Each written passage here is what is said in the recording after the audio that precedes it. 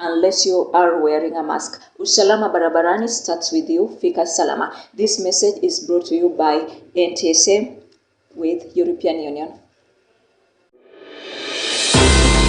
Let us start off with COVID-19 watch. Until now, more than 200,000 cases of COVID-19 has been recorded in the country. Average weekly new cases is at 1,238, this being 4.1%. Total deaths stand at 4,378.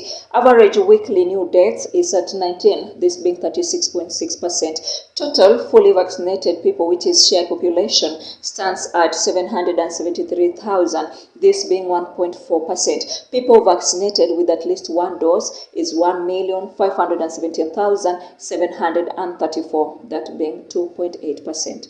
Well, ensure you keep safe and ensure that you wear your mask, sanitize and keep distance. Now on matters politics, President Uhuru Kenyatta says Deputy President William Ruto should resign from government if he is dissatisfied. In a candid chat with media editors at the State House, Nairobi, the president left little doubt as to the broken state of his relationship with William Ruto. Our reporter Ernest Kinaibe has more on the story.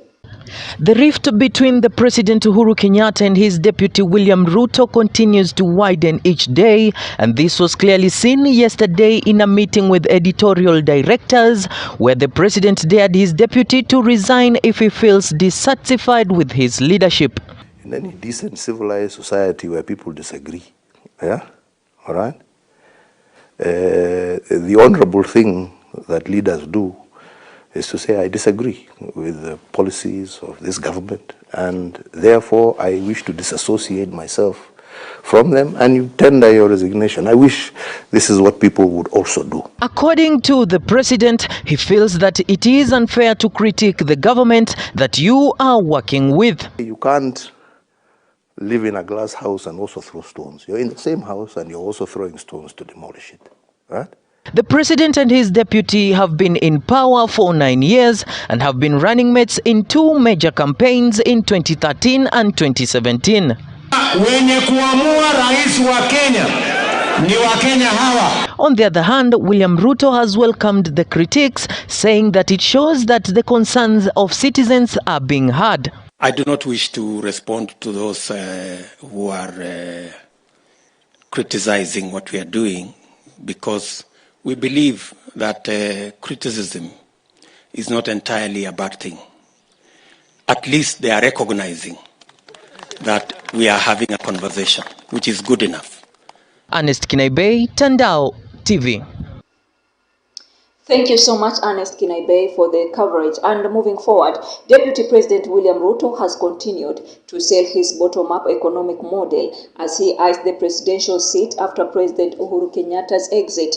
Ruto closing a two-day consultative meeting with current and former leaders drawn from 4 Western Kenya counties in Naivasha with the promise of changing the economic fortunes of the region. A Kenyan from Western Kenya has no problem with a Kenyan from Western or from Rift Valley or from Central Kenya or from Coast.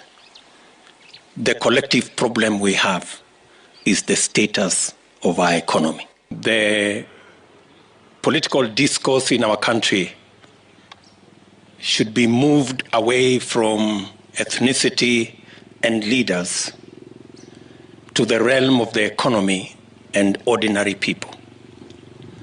That is where we purpose, and that is where we intend to keep this conversation, at the ordinary people's level and on matters economy. It is our intention to move the country from voting for personalities to voting for an agenda. For a very long time, our country was held hostage to personality cults. We want to liberate our country from the bondage of personality cults to the freedom of issues.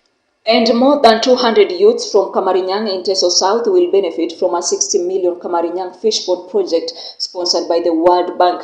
Busia Governor's Hospital Ojamong toward the project sponsored by the World Bank through Kenya Climate Smart Agricultural Program, which is aimed in cushioning the youth from a negative socio-economic impact of the coronavirus pandemic.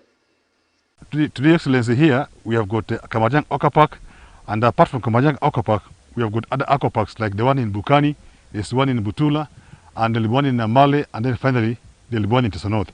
So today in Kamarinyang, Your Excellency, through your support, we have been able to employ more than 200 youth who have been able to do this work to excavate the ponds, and today they'll be given some money to empower them.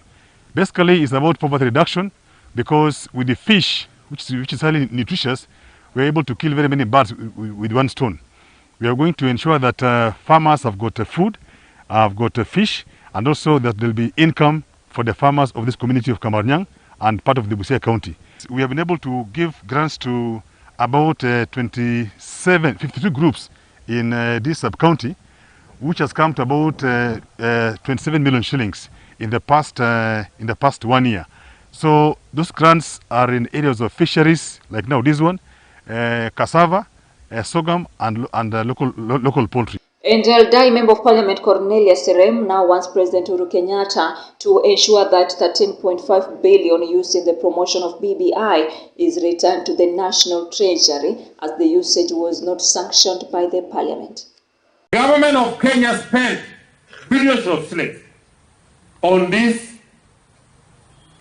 document that did go through, that actually violates our constitution. As a member of Parliament for my constituency, His Excellency the President of this country must pay for the money spent on this country. The President never, our President never seek authority from Parliament to spend the money. Since he should take responsibility to pay part of our 13.5 billion shillings spent on BBI. 13.5 billion shillings can transform this country.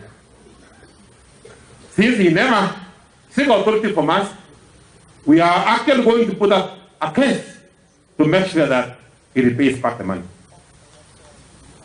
So that in future, other leaders will know that if you violate the law, you take charge or take responsibility of your own action. Well, that story now gives me a chance to take a very short break, but before that, I'm just reminding you that Tandao TV, we are still giving out shopping and paying out bills. It's very easy for you to participate.